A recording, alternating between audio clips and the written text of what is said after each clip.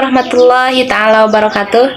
Halo semuanya, perkenalkan nama saya Winda Siti Nabila dengan nomor induk mahasiswa 22210090. Pada kesempatan kali ini, izinkan saya untuk menyelesaikan ujian akhir semester di mata kuliah pembelajaran keterampilan berbahasa dengan dosen pengampu Bu Aurelia Saktiani. Nah, saya sudah membuat esai. Setelah itu esainya akan saya buat dan paparkan di video ini. Terima kasih. Apa itu non-fiksi? Non-fiksi adalah cerita non-fiksi merupakan sebuah karangan atau tulisan yang bersifat informatif. Penulisannya mempunyai tanggung jawab atas kebenaran dari peristiwa, orang, dan atau informasi yang disampaikannya. Oleh karena itu, ketika sedang merangkai karangan isi cerita non-fiksi, teman-teman perlu juga sangat dibutuhkan penelitian yang ketat berdasarkan fiksi atau data-data yang akurat. Nah, berikut ada mengenai ciri-ciri cerita non-fiksi, terus ada contoh atau bentuk karangan non-fiksi yang sering ada, terus ada juga unsur buku non-fiksi, terus yang terakhir ada cara membuat karangan cerita non-fiksi. Seperti itu.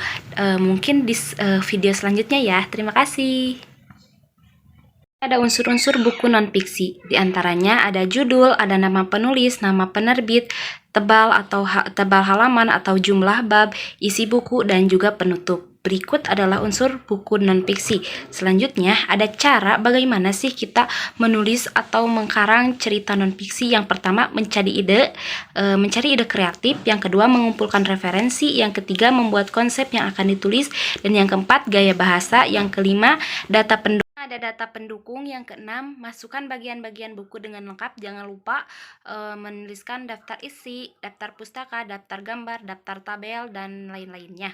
Yang ketujuh memilih judul yang tepat, yang kedelapan mengecek ulang tulisan, dan yang kesembilan menyertakan penyerahan ke penerbit. Nah, ciri-ciri atau yang bisa disebut dengan ciri-ciri cerita non-fiksi. Nah, yang pertama ada bahasa yang formal atau baku.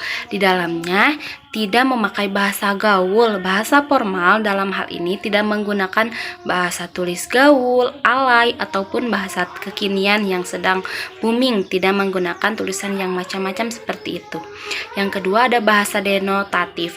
Denotatif menurut Kamus Besar Bahasa Indonesia adalah berkaitan dengan kata yang didasarkan atas penunjukan yang lugas pada sesuatu di luar bahasa yang didasarkan atas konvensi. Nah, yang ketiga ada isinya berkaitan tentang fakta atau aktual. Yang keempat ada tulisannya bersifat ilmiah atau populer. Nah, yang kelima isinya diambil dari yang sudah ada maupun penentuan.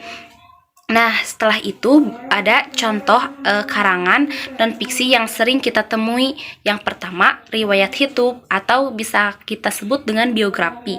Di dalam riwayat hidup seseorang merupakan tulisan yang berisi perjalanan hidup atau biodata seseorang, baik ditulis sendiri ataupun ditulis oleh orang lain. Salah satu contohnya adalah buku Soekarno, sebuah biografi yang menceritakan mengenai sosok pahlawan Soekarno kemerdekaan Indonesia.